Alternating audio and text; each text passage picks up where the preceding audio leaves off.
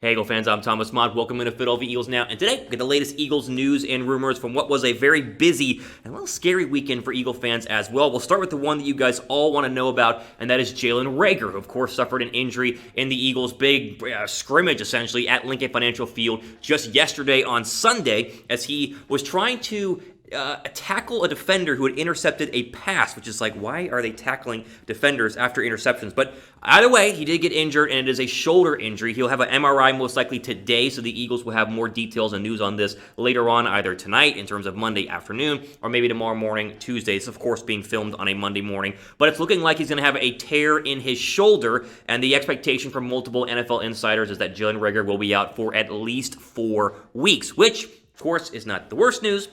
Could have been a lot worse. Could have been like a broken clavicle, a broken arm, a broken wrist. But it's also not the best news as well, because Reagor will most likely miss the season opener against the Washington football team. Here's CBS Sports and their breakdown on this, saying, quote, Reagor was diagnosed with a small tear in his labrum, but will not require surgery to return to the field. There's a chance the receiver could play in Philly's Week 2 matchup with the Rams, per Davidson, but the current expectation is that he'll at least miss the club's season opener. Now, again, thankfully, this is not a long-term injury. He should be able to recover from this just fine. He actually went on Twitter just yesterday and said, be back soon. So, of course, trying to let the Eagle fans know that they are not worried about it. And really, it's not a big deal in terms of missing Week 1.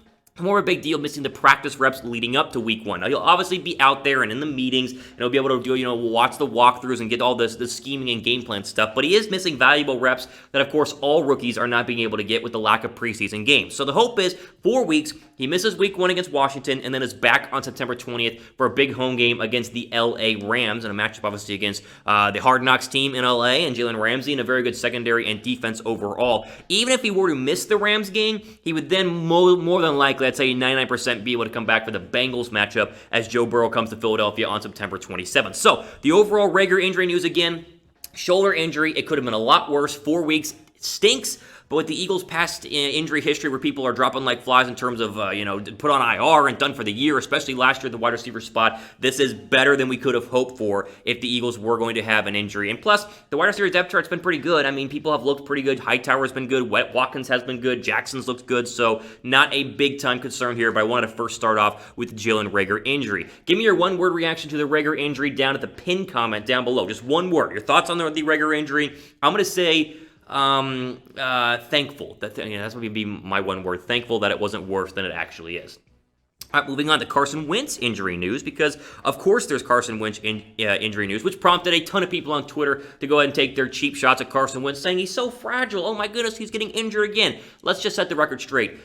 Carson Wentz missing yesterday's practice was a precautionary thing. They did not hold him out because he wasn't able to go or he's severely injured. It is a lower body injury. It's a soft tissue injury, and he expects to be day-to-day. Everyone from everything that I heard said that if it would have been an NFL game, Carson Wentz obviously would have played. They were just trying to go ahead and take extra precautions like they're doing with Miles Sanders right now. That way, they're 100% and ready to go for Week 1. Do not worry about Carson Wentz. Do not read into this too much. This is not a big deal overall. Bleeding Green Nation said, quote, starting quarterback Carson Wentz missed Sunday's session due to a lower body injury. The Eagles are describing as day-to-day. They're stressing that they're just being cautious with him in order to make sure he's ready for Week 1, which is only 14 days away. Again, less than 14 days away, 13 days away right now. So there's no concern here for Carson Wentz. Do not worry about this.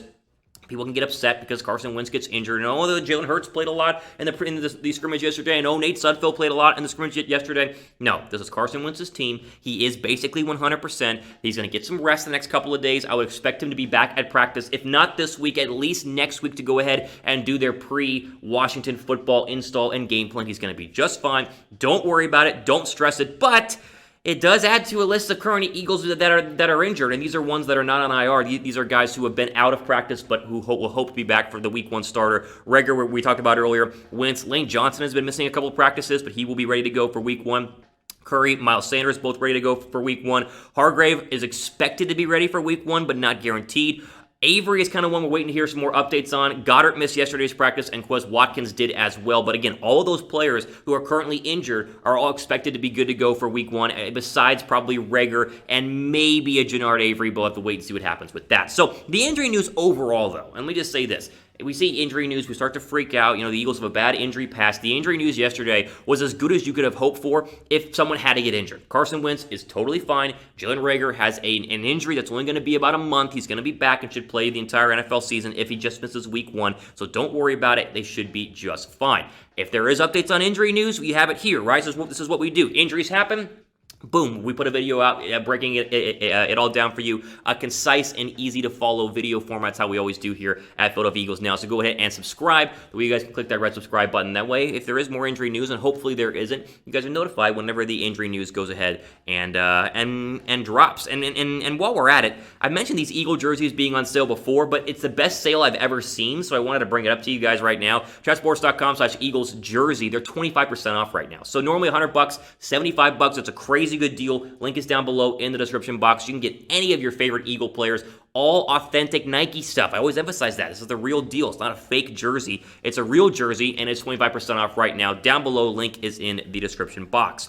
This isn't really news because there's been no link to Leonard Fournette and the Philadelphia Eagles, but I know a lot of people will want to know about the Eagles and Leonard Fournette, so let's just say this. The Jaguars today, if you missed it, did cut Leonard Fournette, of course, the former first-round draft pick who was the number 1 draft pick, or the number 1 running back taken in his draft class, which is kind of hard to believe because there were a lot of good running backs, Dalvin Cook, Christian McCaffrey, James Conner, a lot of good running backs in that draft class. But Fournette was officially cut by the Jacksonville Jaguars on Monday, which is today, and he will be a free agent, and anyone can go out and sign what once was one of the top 3 running backs in the National Football League. He's had injury problems. He's been a little bit disgruntled with the Jaguars, but then again, who hasn't? So he becomes an option for Philadelphia, who has, of course, showed interest in free agent running backs in the past. They obviously looked at a Carlos Hyde. They obviously looked at a Devontae Freeman. They looked at LaShawn McCoy. So they've looked at free agent guys, but Fournette is way better than any of those running backs that I previously mentioned. My question is, 1, how much will he cost? And 2, do you really need him? Because right now, no one is disputing that Leonard Fournette is a great running back,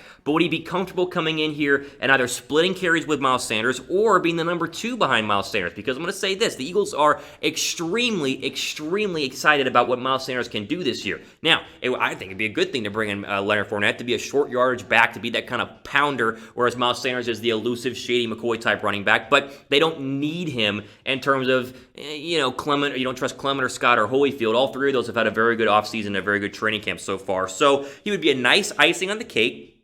I'm not against them signing him, but the question is, how much will he cost?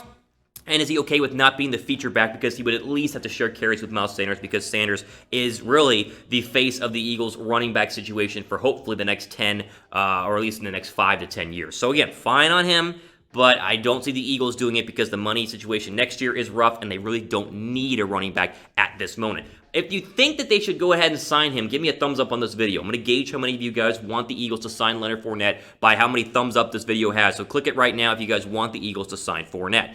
Final quick little news bit here. We mentioned Jason Peters last week when the Andre Dillard went down with the season-ending bicep tear, and I said, well, obviously you're going to move Peters from right guard to left tackle. Like, duh, that was easy, and I moved on.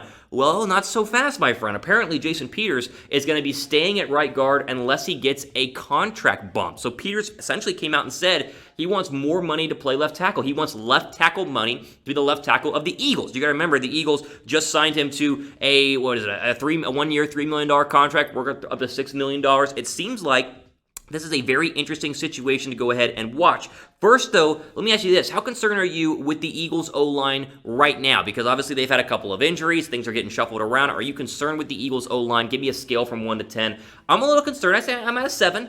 Hopefully Johnson's ready to go for the starter and Peters figures things out and whoever plays left tackle can be well. But hopefully it's not as bad as it looks. But let me know what you guys think down below. Here was Bleeding Green Nation on the whole Peters situation. Quote, Peters wants to be paid like a starting left tackle if he's to assume the role for the 2020 NFL season, according to a report from the Inquirer's Jeff McClain. Peters is currently playing on a 1-year, $3 million contract that is reportedly worth up to $6 million.